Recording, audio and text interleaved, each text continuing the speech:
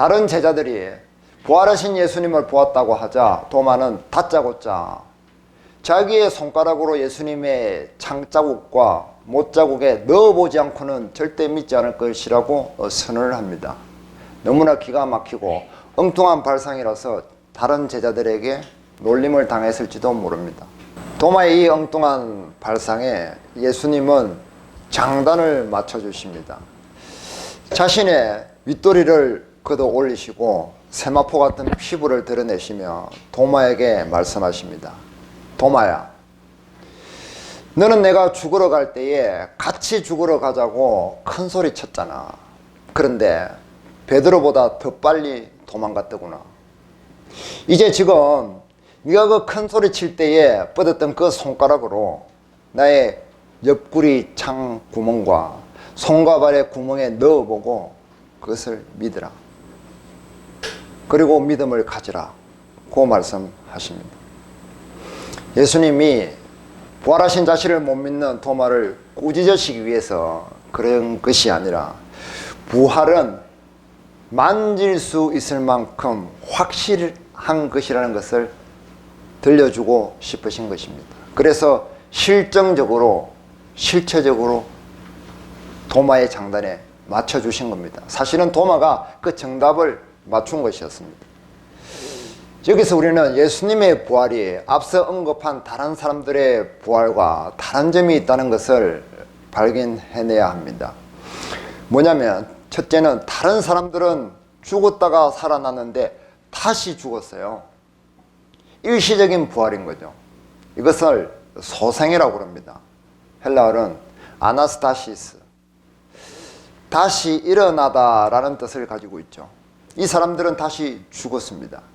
그런데 예수님은 신령한 몸으로 변화되어서 영원한 부활 몸으로 살아나신 겁니다. 헬라어는 에게이로라고 하는데 이 단어가 완전히 다르죠. 이것이 오늘 본문에서 말하는 두 번째 포인트입니다. 첫째 포인트는 죽음과 굉장히 밀착되어 있다, 부활은. 두 번째는 신령한 몸으로 변화되어서 살아나는 것이다 라는 것입니다. 그냥 영이 둥둥 떠다니는 것이 아니라 영의 몸, 신령한 몸이 있다는 거예요. 예수님은 그렇게 부활을 하셨습니다. 그래서 예수님을 구속자로 인정하고 주인 삼으신 사람은 예수님의 몸과 같이 나중에 부활할 것입니다. 그런데 또 한 가지 너무나 이상한 점이 있습니다. 그러면 그렇게 신령하게 변화된 예수님의 몸에 왜 육신의 그 창자국과 못자국은 회복이 안 되었을까요?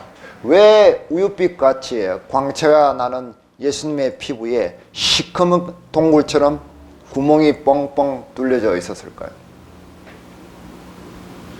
이거는 더 이상한 일입니다.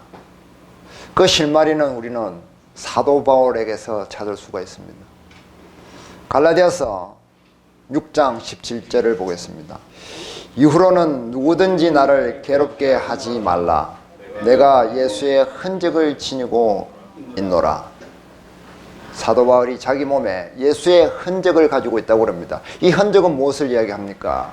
예수님의 창자국과 못자국을 말합니다. 세번역에는 나는 내 몸에 예수의 상처 자국을 지니고 있습니다 라고 번역을 했습니다. 더 정확한 표현이라고 말할 수 있습니다.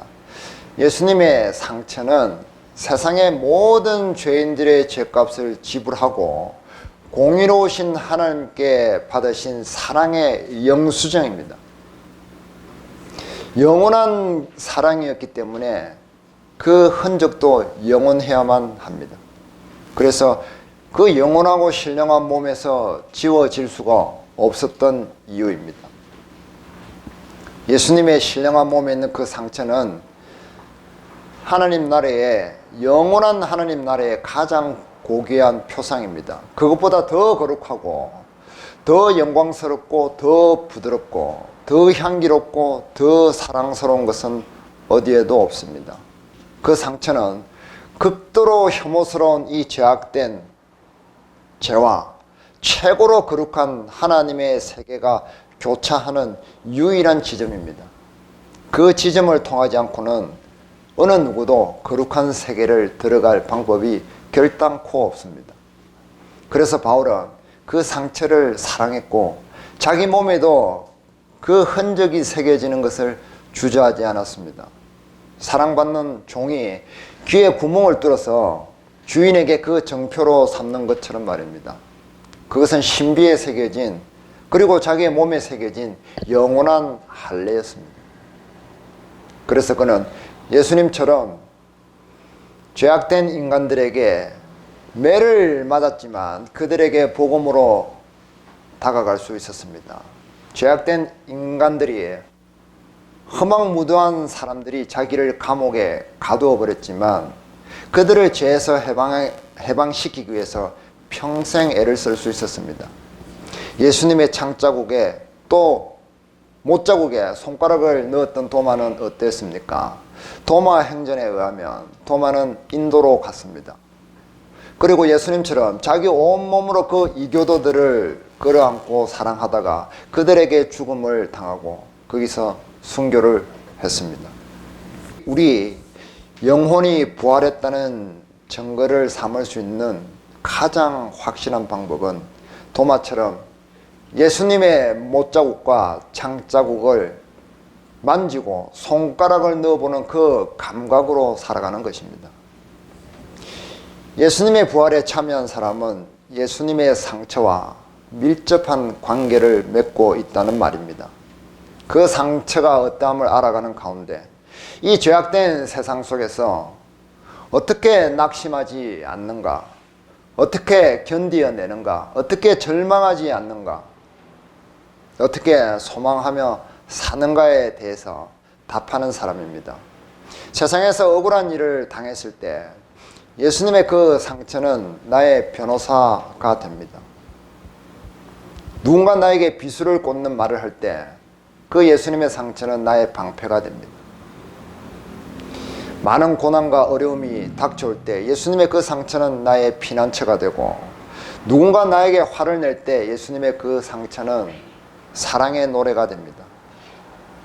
누군가 나의 인격을 뭉개는 그런 말을 할 때 예수님의 그 상처는 나에게 미소가 되고, 쓰러지고 싶은 마음이 먹구름처럼 밀려올 때 예수님의 상처는 최고의 시원한 안마기가 됩니다. 이제부터 우리가 가장 우선적으로 그래서 해야 할 일은 매일매일 그 예수님의 상처를 만지는 일입니다. 그 상처를 통해서 세상을 바라보고 그 상처를 통해서 사람들에게 다가가야 합니다. 그리고 그 상처를 통해서 사람들과 이야기하고 그 상처를 통해서 마음을 나누고 음식을 나누고 아름다운 것들을 나누며 끝까지 포기하지 말고 영원한 부활을 기대해야 합니다.